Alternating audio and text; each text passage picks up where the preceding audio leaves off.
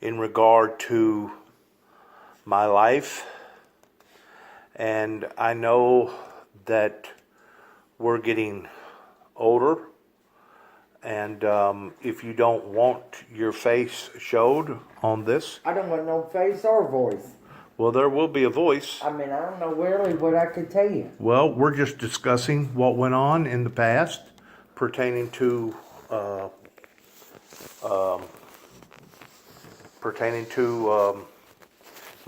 my history, going all the way back whenever we first started dating. And then, do you remember us living in the house there in Kenton, Tennessee, that had the old log cabin in behind the trailer, that we got lucky and bought all the furniture from Malcolm Lester? I remember that. You remember that? And then it caught on fire. Yeah, and then it caught on fire. The river was real bad, and we were trying to go across, and we flooded the car and stuff. Do you remember what basically branded our doom to our relationship? Nope. Yeah, you do. You know, before then, we was only shacked up and living together. Right? Over there in Kenton. And then we was coming back from Union City, driving, I think it was that gold or that blue Gran Torino. It was the gold. The gold one, because I had two different ones. I think the gold one had the 351 and the blue one had the 351 Windsor that run like a Haint. But do you remember us going to Big K? Walmart that wasn't even existing there at the time in Walmart, and us buying a Ouija board? I don't remember that. A Ouija board? We've discussed that, Vicky, about the Ouija board. That was the evening or the late in the night whenever we tried to go down through Mud Creek Bottom and we got flooded. Yeah, but I don't remember. And Nicholas was still in your belly. I don't remember. I knew I was pregnant, and Nicholas was still in your belly, and we got a Ouija board. We got a Ouija board, and we had the Ouija board with the rest of the stuff that was down in the floorboard. But the following next day, when we went back to get the vehicle, Dad, to go get the vehicle, the Ouija board was up in the windshield. Oh shit. And me and you, we've discussed this, that was basically it could have been jinxed then. a jinxed. Yep. And then later on, you wound up having Nicholas over there in Union City. Yep. We was living at 210 South 5th Street or something like that. Remember Mr. and Mrs. Heel? Yeah. Remember the good little pizzas that they'd fix right there? And then later on, I was in the construction industry. Yep. Later on, I got an opportunity of going out of town. Yep. And me and you wasn't getting along at that time because there was a lot of drinking and a lot of smoking weed at that time. It wasn't what you call hardcore drugs, but it was weed. Yeah. And basically, we went our separate ways. And I went down to Florida and worked for maybe 3 or 4 months down in Tampa, Florida. And then whenever I come back later on that summer, I was working at Milan on the Milan Arsenal building. Whenever I fell off a 4-story building, and that's whenever somebody, I don't know how you got word that I was all crippled up and cooped up in the hospital, and that's whenever me and you remerged in our relationship temporarily. And then after I got out of the hospital, you was designated as being a nursemaid for me that supposedly workman's comp was going to pay. God, it was peanuts at that time. It was something like $100 a week or something like that. Anyways, we was living in that little camper there at that old home place there where my dad was living. Dad and Mom was living. Remember that? Mm-hmm. Yeah, I do. We went through that whole winter with me basically having 2 casts on my legs. And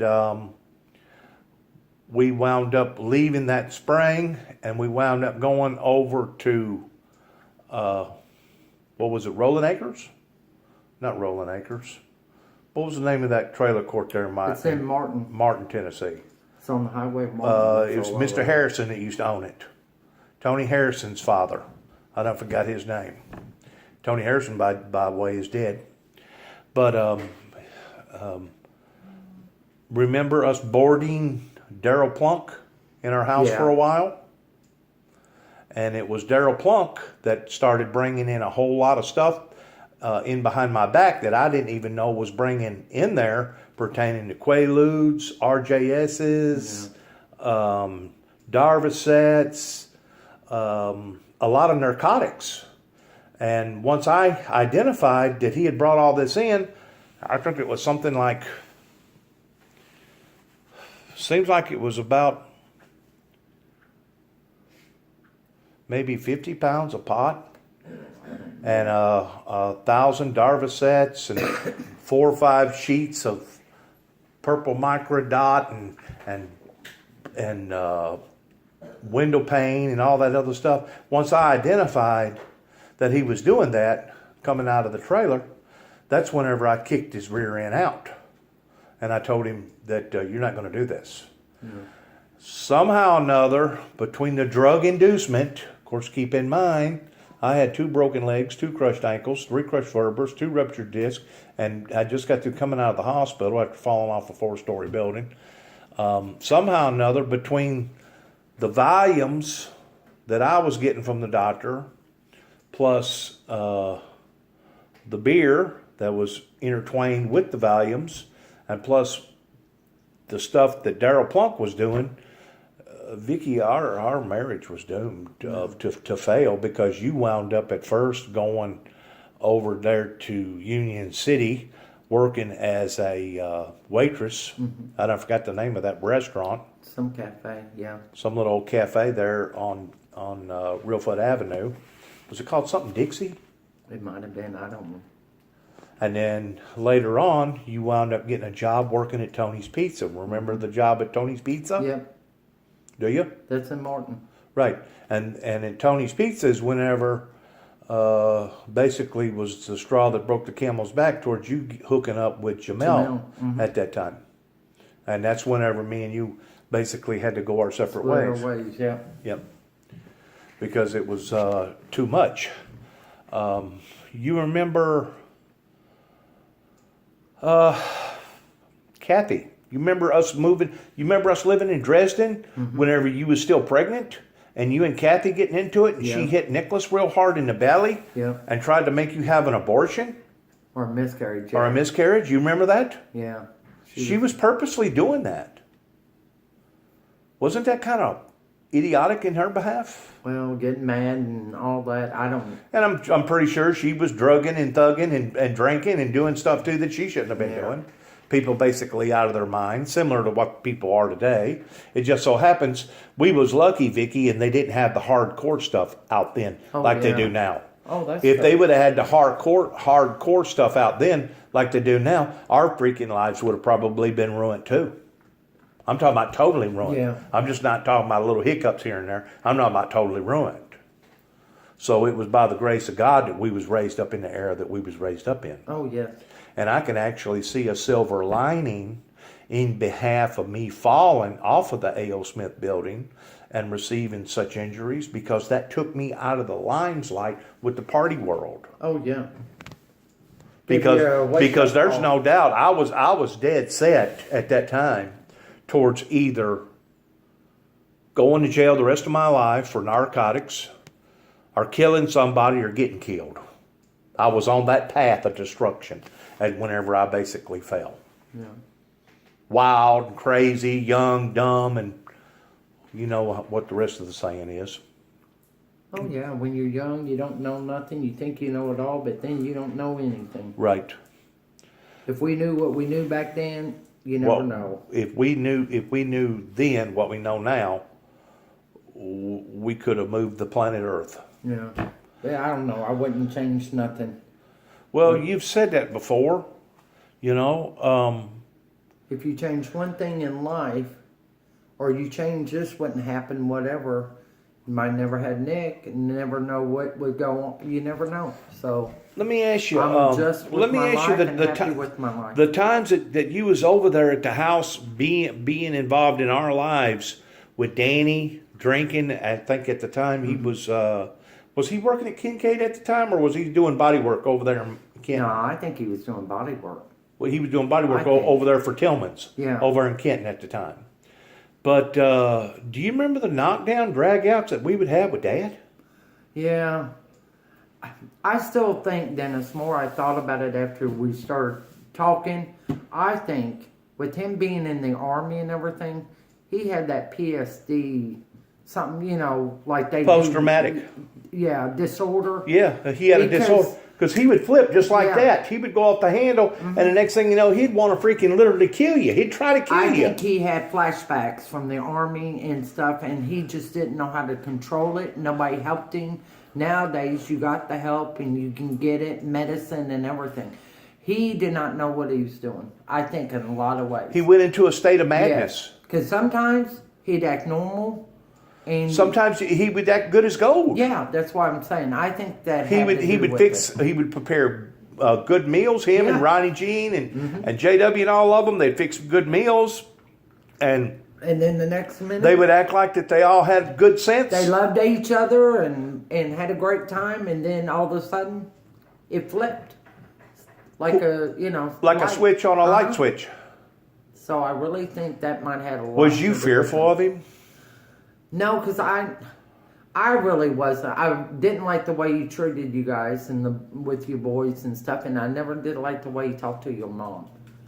Because my dad never talked to my mom like that, or us kids like that. So that bothered me a lot. But I just tried to stay away. You know. Where was you at in 1983 whenever the automobile rolled over on top of me and almost killed me? Wasn't you over in Oklahoma at the time? Didn't you spread that way momentarily? Yeah. Because there at one time I bumped into you at Clarksville. Remember the time that I bumped into you at Clarksville, Cookville. Cookville. I think you was trying to get some education under your belt, wasn't you? Uh-huh. And I don't know if you and Jamel, I don't know if y'all had a spat or something while you was up in Cookville. But somehow or another, you wound up in Oklahoma. No, we went to Oklahoma. Oh, you did? Yeah. Well, did y'all go to Cookville together? Yeah. Oh, you did? Yeah. All right. Yeah. I didn't know what in Cookville, I worked at a restaurant. You did? Worked the night shift. What'd you do in Oklahoma? Worked the restaurant. In Oklahoma City, Oklahoma? Downtown Oklahoma? No, well, it wasn't downtown. It was a restaurant I worked at. Was you in Norman? Edmond? I don't remember. But no. I always did restaurants. And you probably didn't stay there maybe 3 or 4 months. We didn't stay. Yeah, I was going to say we didn't stay there that long. And during the time that you was over there, that's the time whenever I almost lost my life, whenever the automobile rolled completely over on top of me. But did you know that there was another calamity that happened in our family too as well? Do you remember Maxie Jackson? That would be Leon Jackson's son. Remember Leon and Aunt Margaret that lived there in Sharon? That babysitted the kids, the little kids? No. Maxie got hooked up with a girl over there in Union City, and the hotel caught a fire, and it killed her, her 2 kids.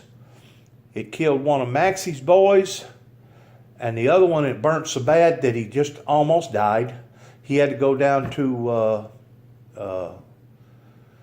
Shriners Hospital there in Texas and stay down there for about 2 years, and now today he's living in Colorado, north of Denver, Colorado, where Nicholas is. See, I don't remember that. He got burnt real bad, 90% of his body, and it was like 4th degree burns. It was super bad. They had to do skin graft after skin graft after skin graft. Believe it or not, Maxie's still living. Really? Yeah. She's old. He drank. My God, he was a drinker. You probably never did remember his sister, Norma Jean. And then there was Bill Ramsey that had the big milk farm down there below us. You probably do remember the Willises. Yes. J.M. Willis and Lee Noor. David Willis, young kid that hung around my younger brother David for a long period of time. Daryl. The first time that I ever met Daryl was I had just got my driver's license. Mom signed up for my driver's license at 15 and a half. This was after the passing of my brother, Douglas. And I was there at the cinema there in Martin, Tennessee, by myself, watching a show, and all of a sudden somebody was in behind me, tapping on my shoulder, saying, hey, you want to get high? You want to get high? So it was Daryl Plunk, because I put his bicycle in my trunk that night. It was Daryl Plunk that turned me on to reefer, smoking weed.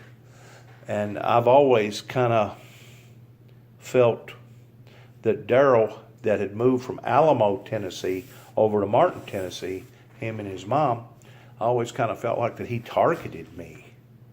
Of course, I'm sure if it wasn't Daryl that turned me on to marijuana, it'd have been somebody else. You never know. Right. But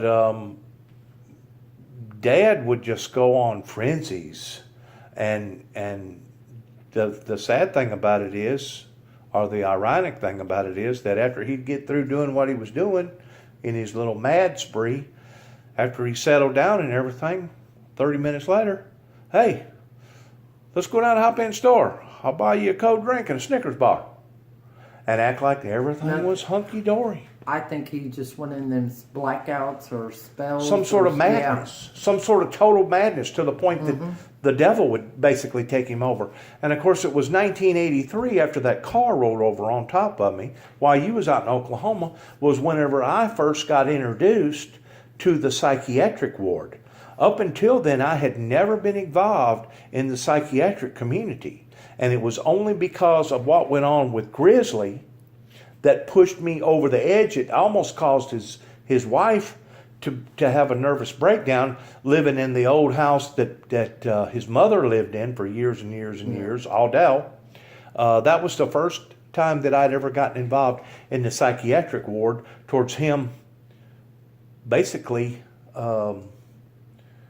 institutionalizing me. After that car rolled over on top of me, the jackass tried to kill me, and I went to Kenton telling everybody that I was going to be the one to meet the Antichrist, and before the poison arrow struck the flesh of my skin, between him, Paul Hughes, that at the time only had one eye, Damian Cross, which was the mayor in Kenton, Tennessee, they basically branded me in 1983 towards declaring me as me having a mental illness.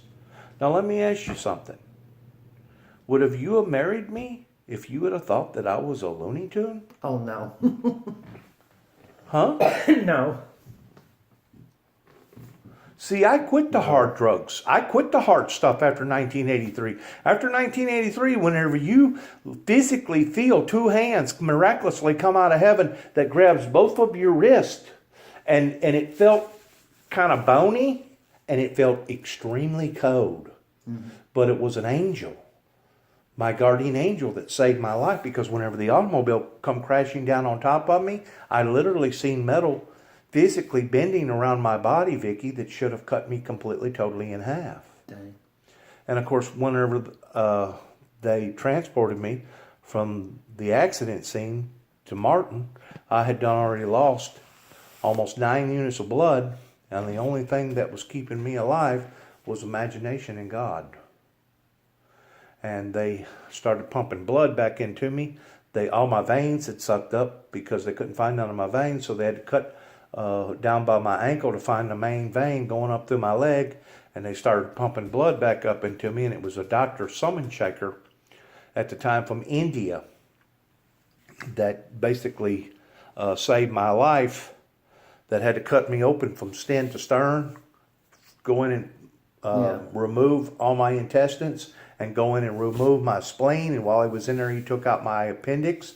And then he took a big staple gun and stapled me back up. I had 64 staples up and down my belly. And it was Dad that attacked me while I still had the staples in my belly, trying to take my life. And that's whenever I left Miss Audell's house there in Hopin, and I walked all the way to Kenton to my other grandmother's house, Miss Lucille. And that's whenever I made the telephone call to the White House that I was going to be the one to meet the Antichrist. And ever since then, Vicky, my life has been in total disarray. Total disarray. They have tried to brand me and mark me as me either being a Looney Tune or trying to brand me as me being some sort of a monster. And the reason why that I wanted to do this interview today with you, because we're both getting older. You know, we're all kind of living on a wing and a prayer. Borrowed time.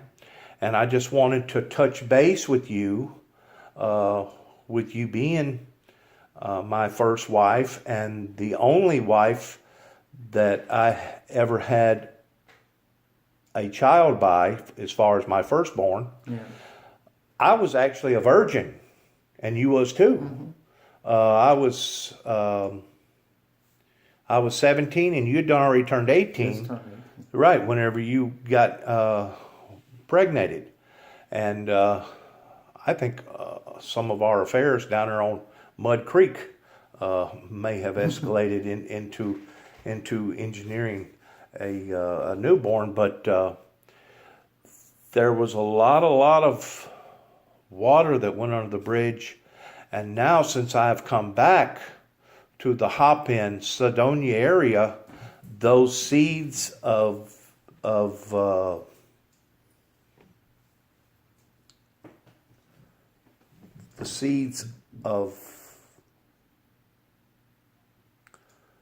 assassinating my character, has now grown to the point that even law enforcement over there basically throw David and I under the bus whenever the whole community reared up against what everybody was doing to us. In other words, we couldn't get no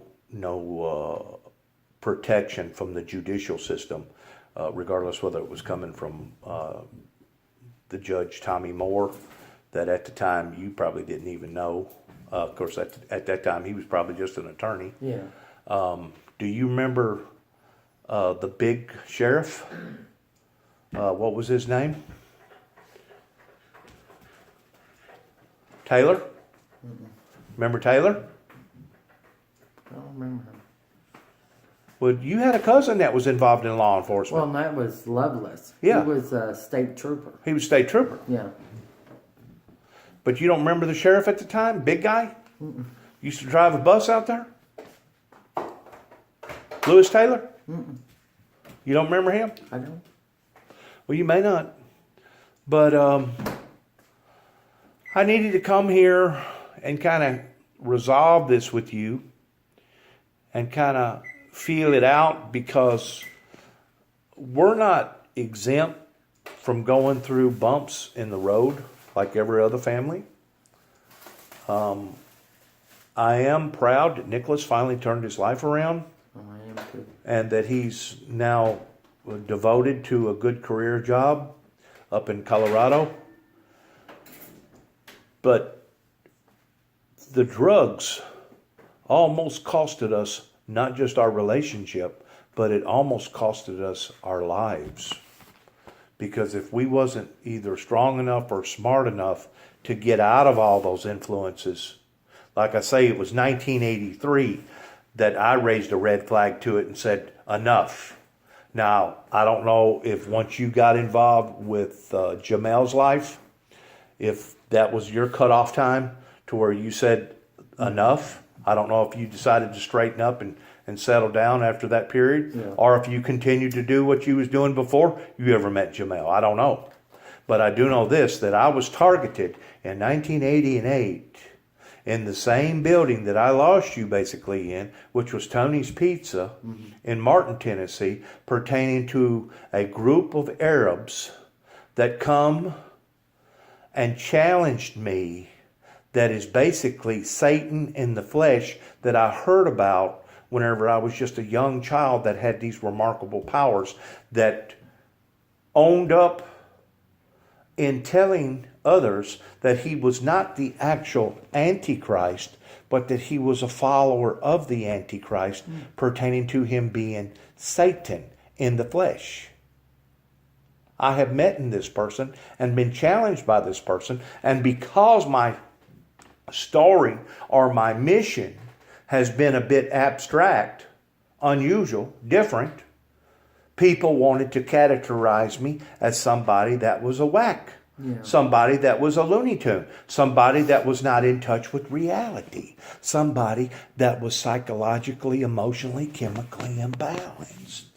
Well, that's what they use the excuses now for. Sure it is. Something wrong with them, they're mentally, or they're crazy in the head. Well, you know, they done the exact same thing to Jesus Christ. They said, they said first they tried to accuse him of him having a devil. And once they realized that his good works couldn't be performed under any other pretense other than the pretense of good, towards feeding the hungry, raising the dead, turning water into wine, walking on the water, then they altered their attack and started saying that he was mad. He was mad. Yeah. Well, what does the word mad mean? Crazy. Crazy. Loony. Somebody out of his mind. And of course, once they got enough of him, his own people over in Jerusalem turned against him, especially whenever he went into the temple. Instead of him going to the right, he went to the left, and he not only went in there and tipped over all the money changers, and basically showed a bit of rage, but he took a whip that you whip a cow or a horse with, a whip, and he started whipping that whip. And of course, a person with good craftsmanship about them that can use a whip, you can actually use a whip as a weapon. Oh, yeah. You could actually cut somebody's ear off. That's true. You know what I'm saying? Yeah. Or hit one of their main veins in their neck and cause massive hemorrhaging, as far as causing somebody to bleed to death with one of those whips. So they actually seen what Christ done that day was an act of violence or an act of rage, and because of it, that's whenever they decided to attack him the way that they did. And of course, they took him before Pontius Pilate. This man committeth blasphemy. This man's a blasphemer. And the word blasphemer, because you was in a religion too, Vicky. That was one of the things that drawed me and you together whenever we started dating. If you'll track the word blasphemer, what the word blasphemer means is somebody that's being fraudulent. Yeah. In other words, they was presenting their case before Pontius Pilate, and the governor towards this man claims to be God's only begotten son, and we know that he's not. And because we know that he's not, that means he's blaspheming, and because he's blaspheming, we want him dead. Yeah, he's lying. He's lying. And the thing about it is, the people that was actually committing blasphemy that day was the priest, the holy men, the rabbis. Because if they would have been within their right mind, they would have known that this man called Jesus had not done nothing that justified an act of death towards punishment to his self-esteem or to his demeanor. So it was Jesus' own people that turned against him. Well, I'm basically fighting the same thing now since I've come back to Hop-In. Yeah. And once more, those seeds has had time to manifest, you know. And I didn't tell you this, and I will tell you. There's a group of people that is within a quarter of a mile from Miss Aldell's house where I'm living at now, called the Wiccans. Do you know anything about the Wiccans? Mm-mm. Nope. So you're not in the loop no more, Vicky. You need to be in the loop towards knowing what's going on in life. There's actually a group of people that's in control of them that's even more wickeder than them, that's called the Ancient Ones. And there's actually a group of people that's more wickeder than them, that's in control of them, called the Illuminatis. You got the Illuminatis that falls to the very top of the pyramid. Whenever you look at the dollar bill and you see that pyramid and that eye is in the very top, you know who that eye is? The Illuminatis. Those are the people that's in control of world affairs. Below the Illuminatis, you got the Bilderbergs. Below the Bilderbergs, you got the Fortune 500. Below the Fortune 500, you got the Shriners and the Masons and the Eastern Stars, which is basically the female Masons. And it all trickles downhill towards the powerfulest of the powerful, the richest of the rich. It all trickles downhill that's in control of our lives down here. You got to be something special before a Mason is going to come knocking on your door. We want you to be associated with our group. You got to be like a scientist or extremely wealthy or powerful, or you got to have like a hospital in your name or something. I mean, you really got to be way up there. Or a farmer worth $4 or $5 million. You know what I'm saying? You got to be way up the totem pole ordinarily before they're going to come knocking on your door, because you got to meet a certain criteria. They're not going to have just any and everybody out there being a part of their group. The only thing that I can actually detect that I don't detest is the fact that they are associated with the Shriners Burning Victim Hospital in Houston, Texas. That does do some good with uninsured people pertaining to helping people that don't have insurance. But other than that, whenever you get to digging to the skull and the crossbones and where its originality come from, bad news. Bad news. Bad news.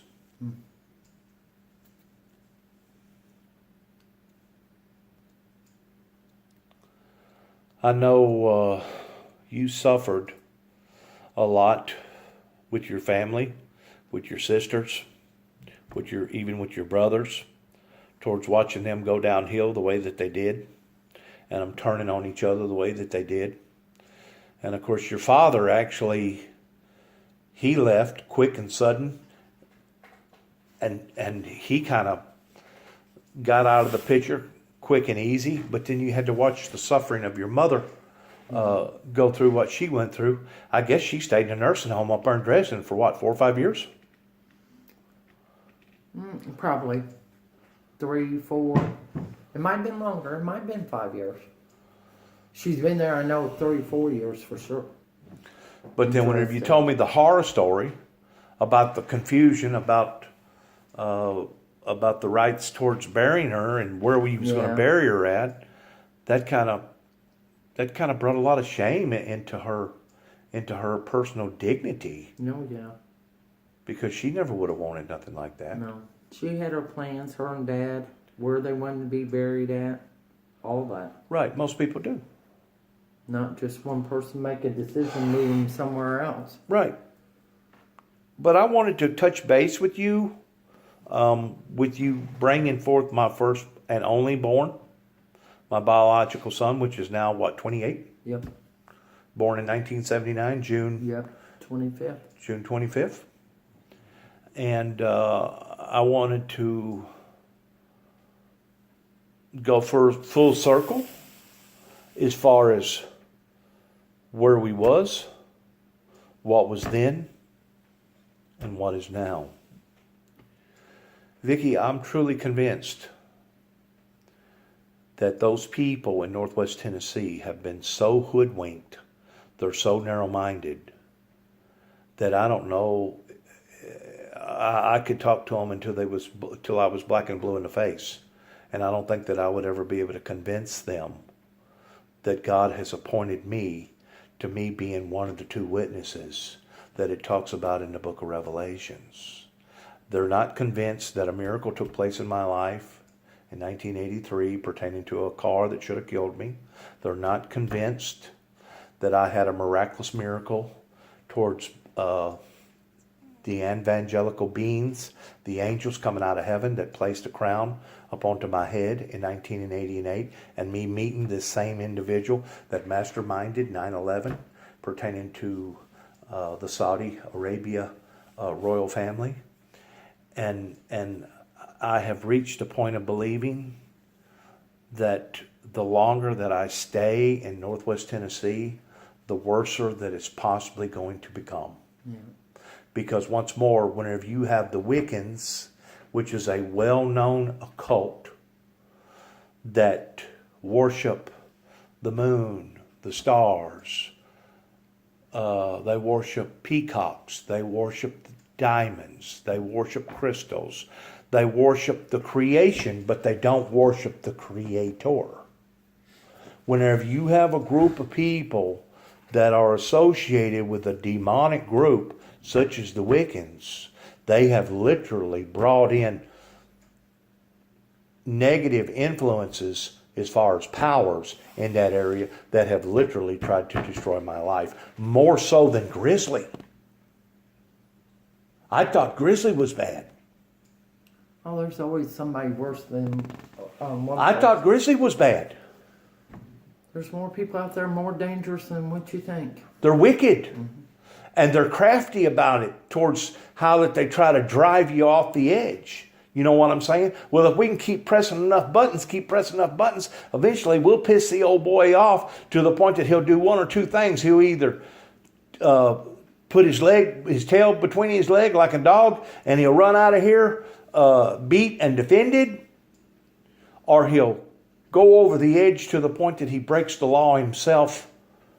And basically, I would be shooting myself in the foot if I wound up enacting any type of violence towards any of them over there in Weakley County or Obion County. You know what I'm saying? And that's what they want.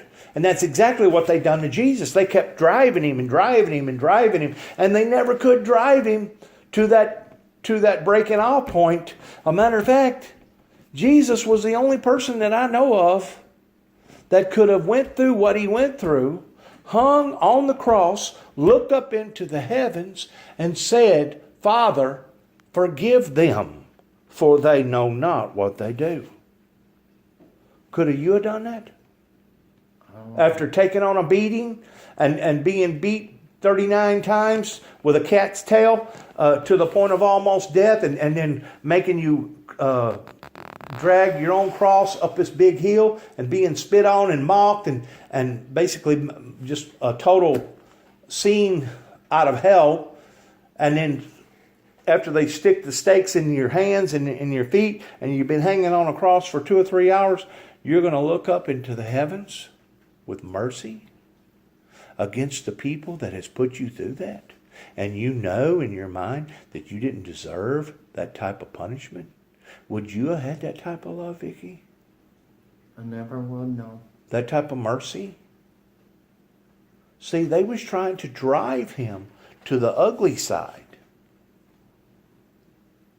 They was trying to say, "Nanny, nanny, boo, boo, see there, you see there, he ain't no better than we are."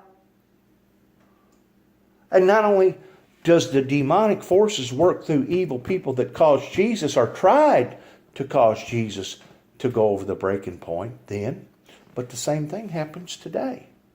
Look at all the Christians that's getting persecuted all over the world. Not just over in the Middle East, but right here. Yeah. Look at how that the church world has become so nonchalant with its message, to the point that, if you get a little harsh with them, you step on too many toes, and the next thing you know, they'll kick you out, and you'll have to find you a church to preach at somewhere else. You know, everybody's looking for that Joe Osteen ear-tickling message. I can do this, and this, and I'm still a righteous, holy person. It all's got to do with consciousness. It's what is in a person's heart and what is in a person's conscience. And if you can convince a person, it's okay to commit adultery. It's okay to steal.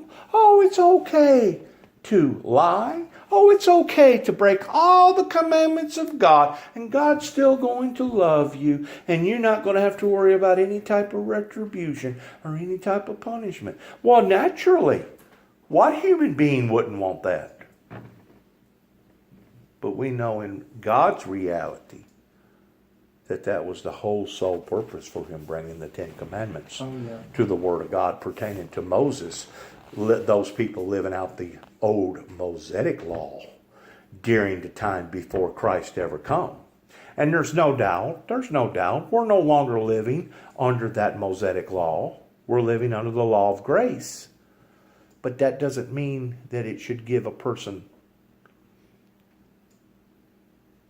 the rights or an umbrella to just get out here and live any way that they want to live and think that they're going to still make it into the kingdom of heaven, because that's not going to work.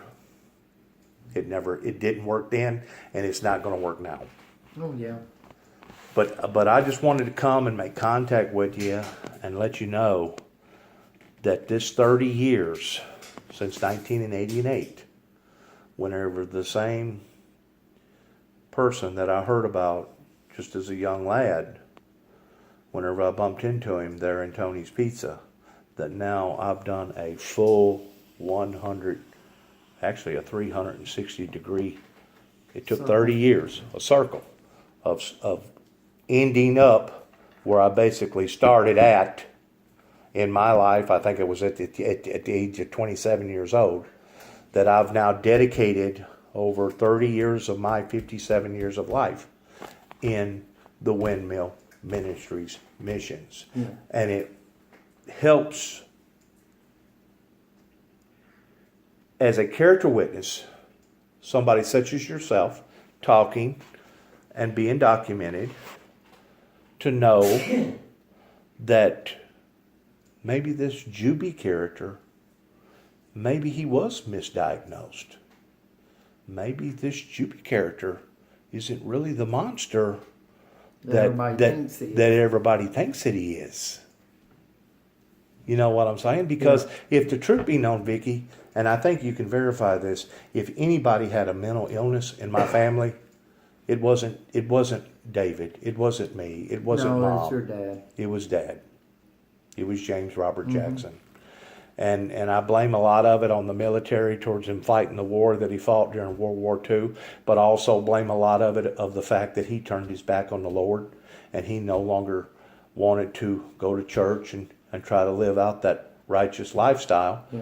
And a lot of us go through life running, reflecting towards not doing the right thing. I've done it. You've done it. Everybody's done it. But I thank you for allowing for me to come. This is Valentine's Day, 2019, February the 14th. Is there any remark that you want to say about all of this? Because I know you know bits and pieces of it, other than the fact that you say that you have no regrets. I know you have regrets. Everybody has regrets. Regardless whether it was regrets towards, I wish I would have talked nicer to my father, or I wish I would have got more education, or I wish I never would have experimented with drugs, or I wish I would have done this, or I wish I wouldn't have done that. Everybody's got regrets. Oh yeah, nobody's perfect, and that's like they say, you got skeletons in your closet, things that you done or wish you didn't do or said. But I mean, all through our life, you will have to learn the mistakes, and then you learn from them.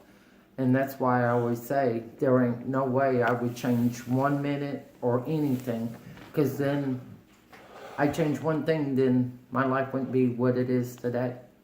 I wouldn't know the things I know and learned.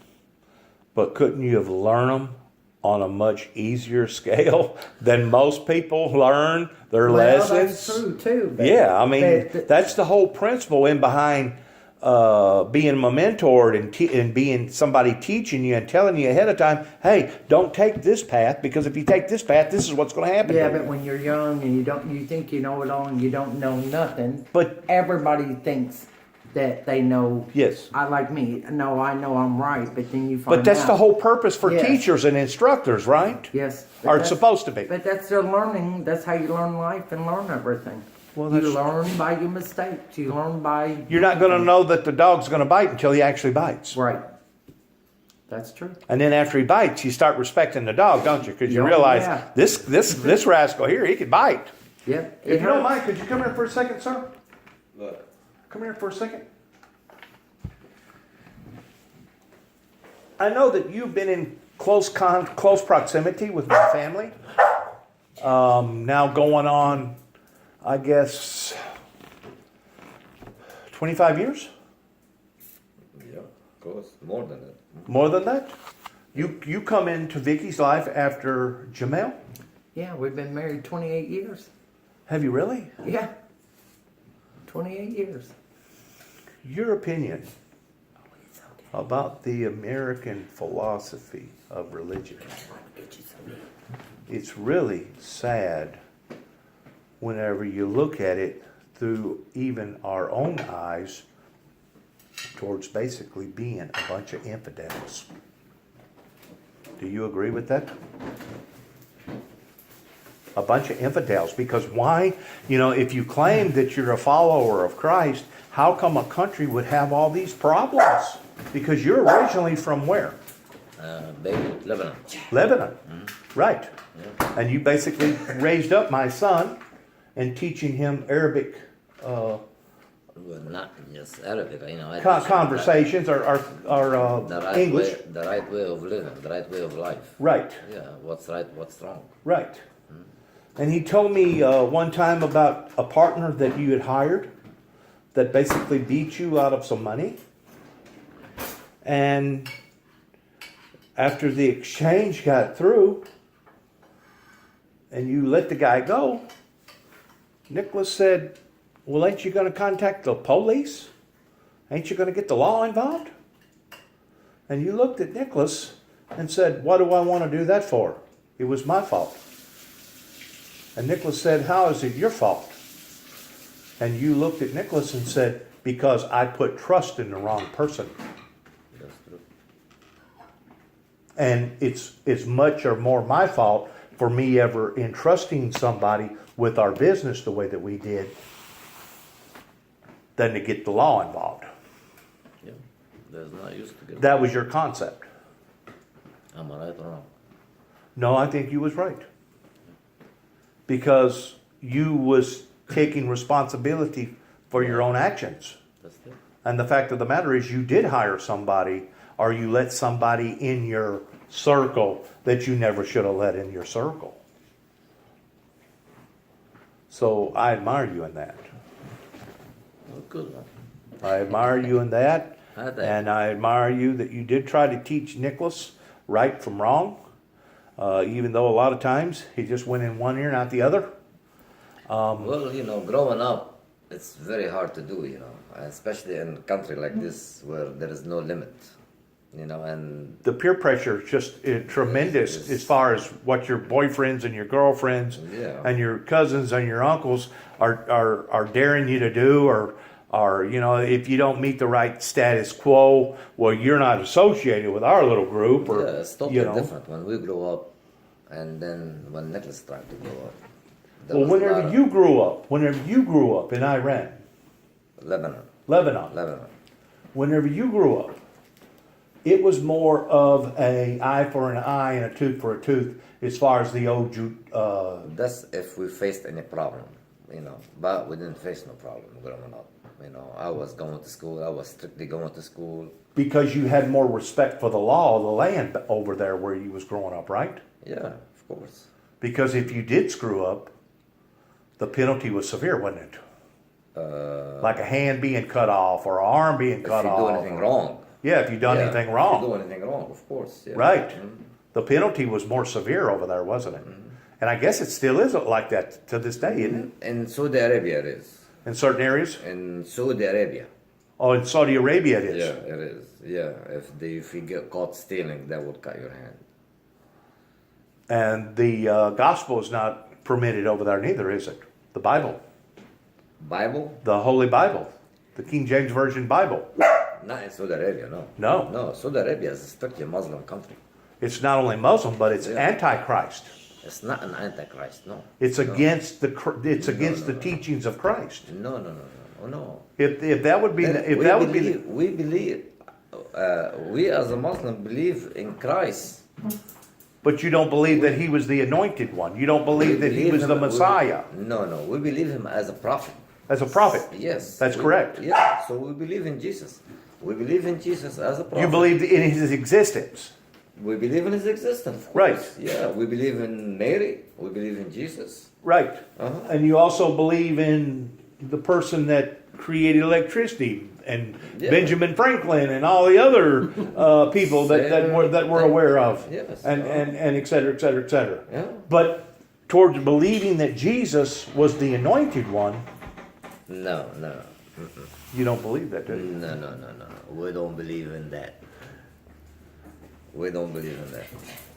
We believe that Jesus was sent as a prophet, like Muhammad. And that's what it is. But in Saudi Arabia, you cannot, it's not like they're against it. It does not exist because Muhammad was born there. The Prophet Muhammad was born in Saudi Arabia. Muhammad was what? I can't hear for the dog. Yeah, the Prophet Muhammad, The was Prophet born- Muhammad was what again? Was buried there and born there. Okay. So it's a strictly Muslim country. Oh, So there is no room for Christianity there to talk about it. You know what I mean?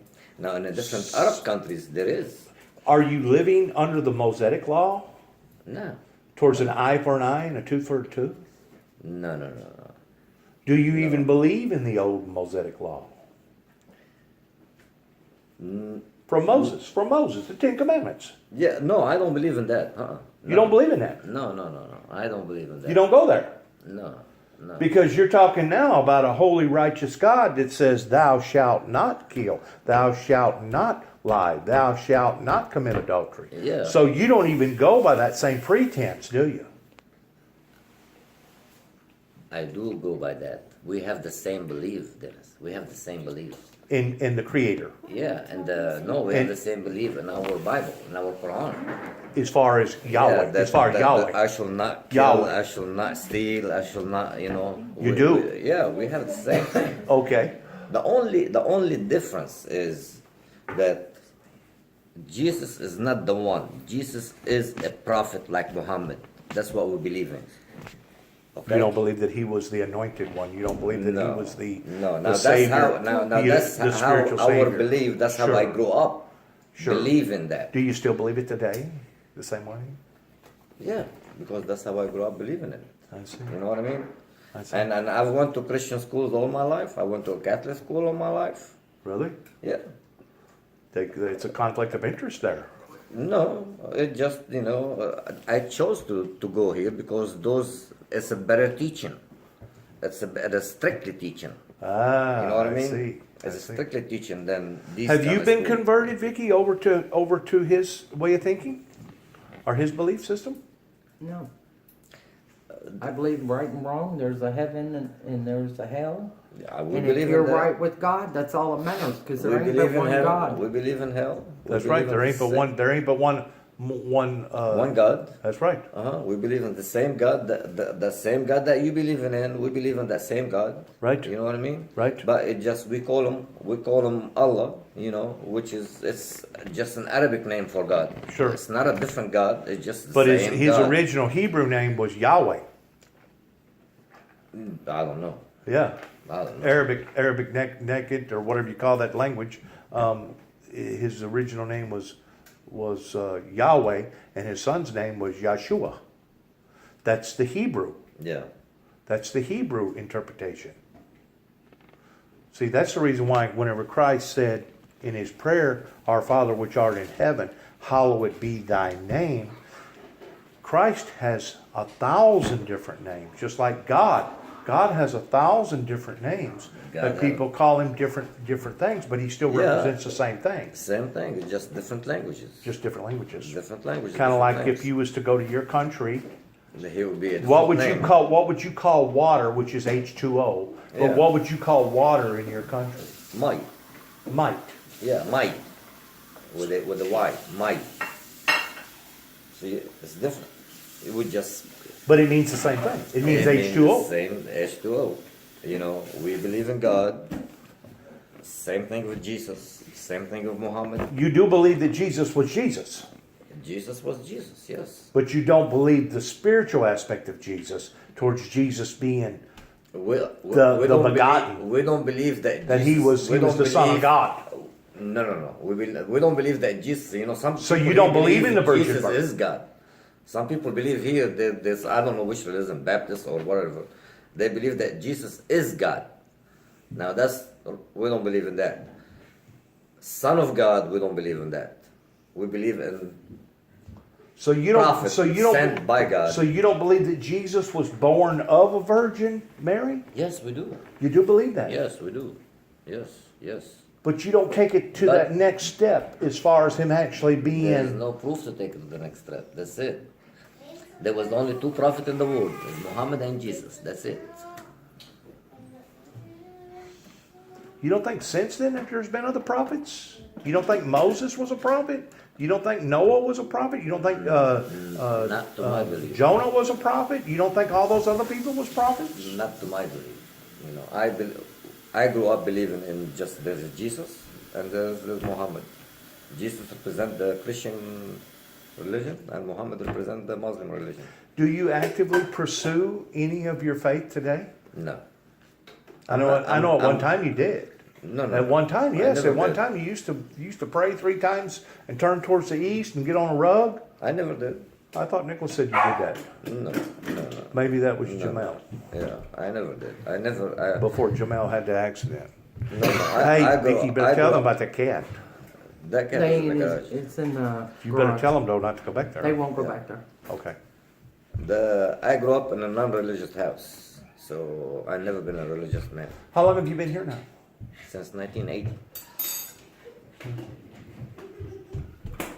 That's a while. Well, listen, thank you for letting me communicate with you. No problem. I'm sorry you got a thing on your wrist. Yes, all right. What is that? Something? Arthritis. Yep. And Vicky, once more, thank you You're welcome. for allowing for me to talk and to get this interview. You're welcome. And I'm going to use it for past references pertaining to what we talked about, okay? Okay. All right. It's 57 minutes into this interview, and like we both discussed, you will not be seen. Right. The only thing that you will be heard pertaining to you being my first wife and the mother of my first and only biological son.